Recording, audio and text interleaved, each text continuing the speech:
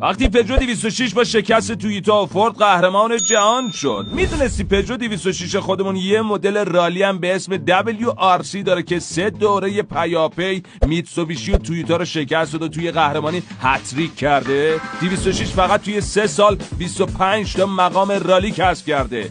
نسخه WRC یه موتور 2 لیتری با 320 اسب بخار قدرت داره و 4 چرخش هم محرک و 390 نیوتن متر گشت آور داره و 0 تا 100 برات توی 4 ثانیه میزنه. حتما داری فکر میکنه قیمت چقدر عذاب در میاد. بذار بهت بگم، نسخه WRC حدود 360,000 دلار قیمت داره، یعنی 2 برابر لندکروز 2023.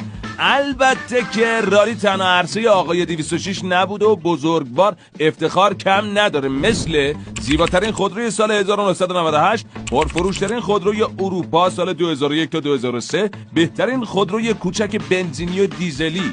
اگه فکر کردی افتخارهای 206 تموم شده، زهی خیال باطل جانم. حضرت یه نسخه کانورتیبل با سقف متحرک هم داره که بهترین کروک سال 2001 هم شده.